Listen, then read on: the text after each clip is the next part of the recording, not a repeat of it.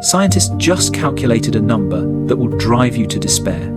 How much of the total universe do you think we can actually see? 1%? 0.1%? Not even close. The answer is 0.00001%. In 2026, the Rubin Observatory will finish a 10-year panoramic map of the cosmos. It will completely shatter our reality. What we call the observable universe is nothing more than a tiny patch of sky seen from the bottom of a well. Here is the terrifying part. Where does Earth fit into this? If you shrank the Milky Way to the size of a football field, Earth wouldn't even be a speck of dust. It would be a bacterium. Now, imagine 2 trillion of those football fields scattered across space. Feeling small yet? But that isn't the most desperate part. Scientists have discovered that 96% of the universe is made of things we cannot see or touch. Dark matter and dark energy control the cosmos like ghosts. We have no idea what they are. It's as if you lived your whole life in a room, only to realize you can only see 4% of it. For the other 96%, you are essentially born blind. But here is the magical twist. 2,000 years ago, Aristotle said Earth was the center of the universe. Everyone believed him. 500 years ago, Copernicus said the sun was the center. People called him a madman. 100 years ago, Hubble discovered countless galaxies beyond our own. The world was stunned. Every time humanity thinks we are special, the universe slaps us in the face. Yet, here is the strangest thing. How can creatures as tiny as us calculate the age of the universe? How can we predict its ultimate end? Today, I'm going to show you how humanity fell, step by step, from the center of creation to cosmic dust. Let's start with a shocking fact. For over 2,000 years, every human being believed Earth was the center of everything. This wasn't just superstition, it was the peak of scientific logic at the time. The man behind this was Aristotle, the greatest philosopher of ancient Greece. His logic seemed flawless. He said the universe is made of 4 elements: earth, water, air, and fire. Heavy things fall, light things rise. Common sense, right? Earth and water are the heaviest, so they must settle at the very center. Since our planet is made of earth and water, it must be the center of the universe. Air sits above us, and the sun, being fire, is in the heavens. It fit perfectly. Aristotle even used lunar eclipses to prove Earth was a sphere. The shadow cast on the moon was curved. If Earth weren't a sphere, how could the shadow be an arc? This logic was so airtight that from 300 BC to 1500 AD, the entire world accepted it as absolute truth. Then came Nicolaus Copernicus. In 1543, on his deathbed, he published On the Revolutions of the Heavenly Spheres. He proposed a terrifying idea. The sun is the center. Earth is just a common planet orbiting it. Did the world embrace the truth? No. The church labeled his theory as heresy. The scientist Giordano Bruno was burned at the stake. Galileo was nearly sentenced to death. Why the violent reaction? Because this theory didn't just change science. It destroyed our self-worth. If Earth isn't the center, what are we? What is our purpose? It wasn't until Isaac Newton arrived with the law of universal gravitation that the sun-centered model finally won. But the slaps in the face were just beginning. Okay, so Earth isn't the center, but surely the sun is, right? We believed the solar system was the entire universe. We were wrong again. In the early 20th century, astronomers looked through their telescopes and noticed a problem. Stars were crowded in some directions and sparse in others. Jacobus Kapteyn measured the distances of countless stars and drew a map. He found a boundary. He called it the island universe. The entire cosmos was like a single island floating in an infinite void, and we were its residents. That sounds like good news, doesn't it? At least the universe has a limit. But Kapteyn noticed something unsettling. The solar system wasn't in the center of this island. We were tilted to one side. Later, Harlow Shapley did more precise measurements.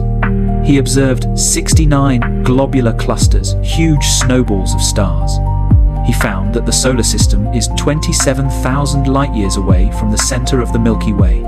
The Milky Way is 100,000 light-years across. We aren't in the center. We aren't even in the midtown. We are in the suburbs. If the Milky Way is a major city, the center is the downtown district. The solar system? We're living in a remote village outside the 6th Ring Road. But even that wasn't the lowest point. On the 26th of April, 1920, the Great Debate took place in Washington. Two astronomers, Shapley and Curtis, fought bitterly. The question, is the Milky Way the entire universe? Shapley said, yes, the Milky Way is everything. There is nothing outside. Curtis said, nonsense. There are countless other islands out there just like ours. Who won? Neither. They couldn't prove it. The answer came 4 years later from a young man named Edwin Hubble. Hubble used the most advanced telescope on Earth and a brilliant tool, Cepheid variables. What are they? They are stars that pulse, they brighten, and dim with a regular rhythm. The speed of the pulse tells us their true brightness. Think of it like a candle. If it looks dim, it's far away. If it looks bright, it's close. Using this, Hubble measured the distance to the Andromeda Nebula. The answer, 900,000 light-years away. The Milky Way is only 100,000 light-years wide. This meant Andromeda was not inside our galaxy. It was its own galaxy. Hubble rewrote human history. The universe isn't an island. It's an archipelago of billions of islands.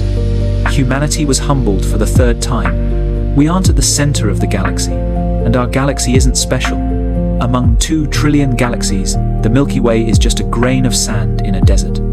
You think the story ends there? It gets worse.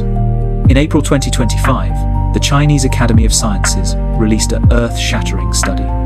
Led by scientist Zhao Gongbo, they conducted a census of tens of millions of galaxies.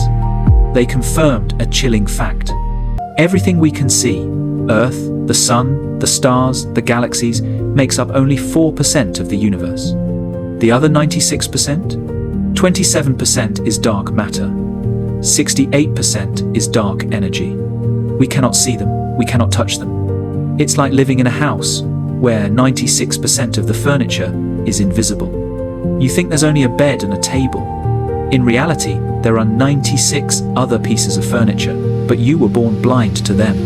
Even scarier, 2026 research shows dark energy isn't constant, it is evolving. This ghost is not just expanding the universe, it is changing its own nature. This challenges Einstein's theories.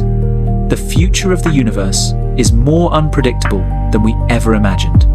It took us 2,000 years to realize we aren't the center. It took 100 years to realize our galaxy is ordinary. Now, we find out we only understand 4% of reality. It sounds like a reason to give up. But here is the twist.